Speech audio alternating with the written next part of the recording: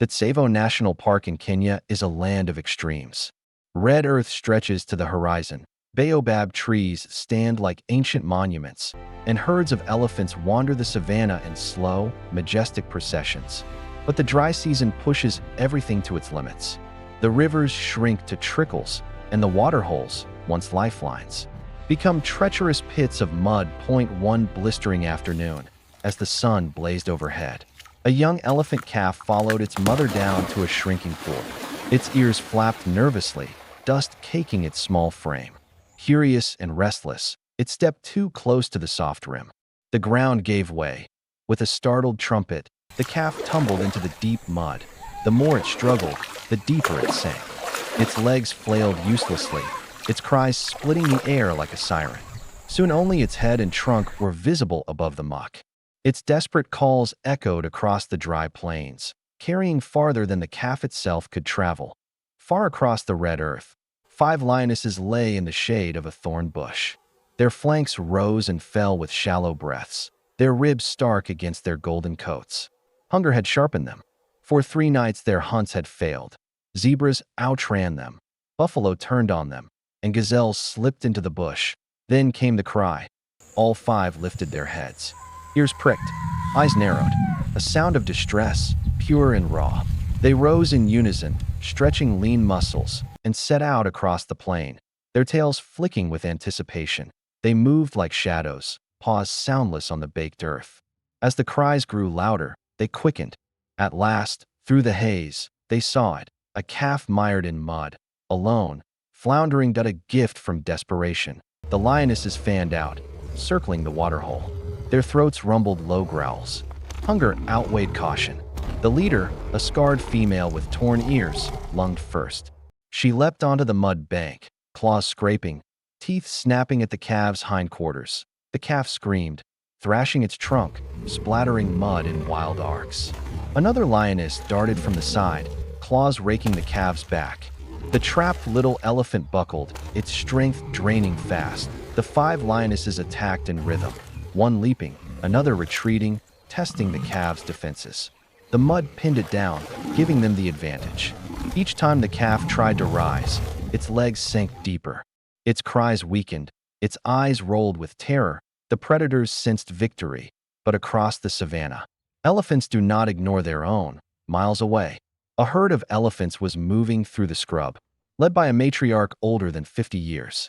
Her tusks curved long and heavy, her hide marked with scars of battles past. She paused suddenly, her ears spread wide. Through vibrations in the ground, she had felt it, the distress call of a calf. Elephants communicate not just through trumpets, but through deep rumbles that travel underground. This one carried panic, unmistakable. The matriarch let out a resonant bellow. The herd, nearly a dozen strong, shifted course instantly. Calves pressed close to their mothers as the giants thundered forward, dust exploding beneath their feet. The lionesses at the mud pool did not notice at first. Their focus was the calf, the smell of fear thick in their nostrils. Then, the ground began to shake. A sound like rolling thunder filled the air. The herd was coming. The first elephant appeared over the rise, then another, then the matriarch herself. Their trumpets split the air with fury. The lionesses froze. The matriarch charged. Her tusks sliced the air, her trunk curled in rage. The lioness on the calf's back leapt clear at the last moment, landing hard in the mud. Another spun away, barely avoiding a trampling foot the size of a drum. Dust whirled, cries of rage and fear mingling. The elephants fanned out around the mud pit, ears wide, trunks raised. 2 lionesses snarled defiantly, circling, but a young bull stormed forward, trumpeting, his tusks gouging the earth. The cats scattered, retreating into the grass, their tails low, their growls fading. The herd stood victorious, but the battle was not yet won. The calf still floundered, sinking, its trumpets now soft with exhaustion. The matriarch rumbled deeply, stepping to the edge. Another female tested the mud with her front feet. They extended their trunks, touching the calf gently, reassuring it. Together, 3 elephants moved in. One pressed from the side. Another hooked her trunk around the calf's belly, and the matriarch wedged her tusks beneath its flank. With immense, synchronized effort, they pulled. The mud resisted, sucking hard at the calf's legs. Again and again, they tried. The calf squealed, writhing. But elephants are patient, their strength relentless. With a final heave, the mud released its grip. The calf tumbled free, collapsing onto the red dust. The matriarch leaned down, stroking her trunk over its body, brushing away clumps of mud. She rumbled low, a vibration of reassurance. The calf staggered to its feet, wobbling, before pressing against her chest. Not far away, a team of rangers had been watching from a distance, binoculars trained, hearts pounding. They had feared the worst. Instead, they had seen something extraordinary. Point one ranger, Samuel Weeksa, whispered into his radio, "Calf saved. Lionesses driven off." Nature delivered her own miracle.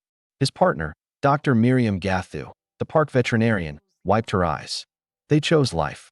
They chose unity over fear. The lionesses did not return. They melted back into the scrub, hungry but unwilling to challenge the herd again. For them, survival would have to wait for another hunt. The elephants gathered tight around the rescued calf, shielding it in their wall of gray bodies. Together, they moved slowly back across the savanna, their shadows stretching long in the setting sun. The calf stumbled often, but the matriarch waited every time, guiding it forward. That night, under a blanket of stars, the calf nestled against its mother's side, surrounded by the deep rumbles of the herd. Its body bore scratches and its eyes still showed fear, but it was alive. Alive because its family had come thundering to its rescue. The story spread quickly. Rangers documented the event, footage shared across conservation networks. Scientists marveled at the cooperation, the courage, and the sheer intelligence displayed by the herd. But for those who stood there, breathing in the red dust, the lesson was simpler. In Savo, life is a struggle.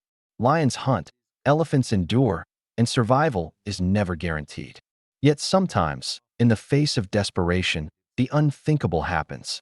A family defies the odds, and love proves stronger than hunger. As dawn rose the next morning, the herd moved as one across the savanna.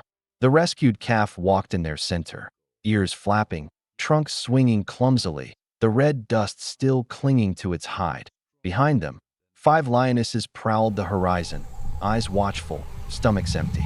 Their hunt had failed, but their place in the wild remained.